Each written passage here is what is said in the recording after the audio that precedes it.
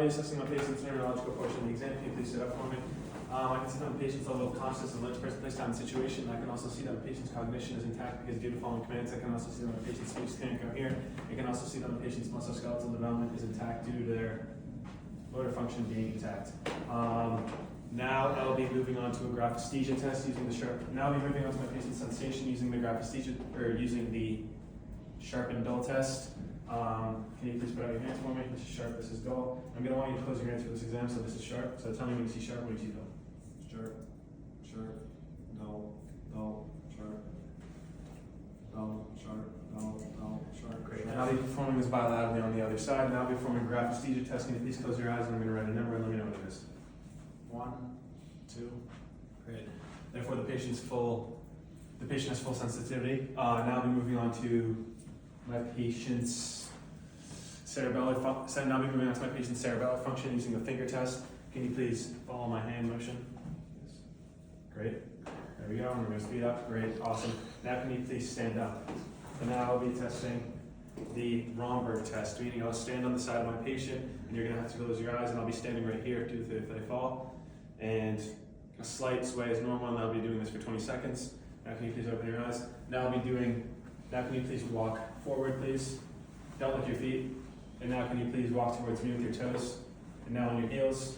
And now performing a tandem walk, which is just you walking heel to toe. If you start, do not look at the ground. Great. Now you can come please sit back down. Therefore the patient, can you please have a slight bend in your knees? I don't know, I did that part. All right, now therefore the patient has the full cerebellar and cognitive function. Now I'll be using the reflex hammer to assess my patient's reflexes, starting with bicep, remember this +2 flexion.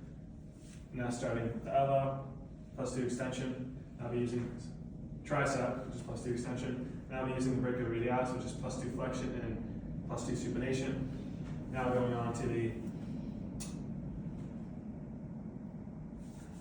quadricep, that is +2 flexion. Now moving on to the posterior Achilles using the dull part of my hammer, and I can see that it is +2, and I can see that it's +2 dorsal flexion.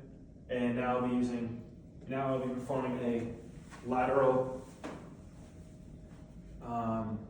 Now I'll be assessing my patient's lateral function, which is a Babinski, using the Babinski, going from the lateral portion all the way down. And I can see that there's a negative Babinski, meaning that the toes curled in and the foot inverted inwards. Now I'll be testing the Glasgow-Coma scale. Now I'll be assessing the Glasgow-Coma scale, and I can see that my patient's eye, meaning they have a maximum score of 15. My patient's eyes are opening spontaneously, and I can see that my patient has full motor function and full verbal response. The patient's eyes are opening spontaneously. Motor response has already been assessed due to speech being clear and coherent, and I can see that my patient's verbal response is also assessed due to following commands. And thank you.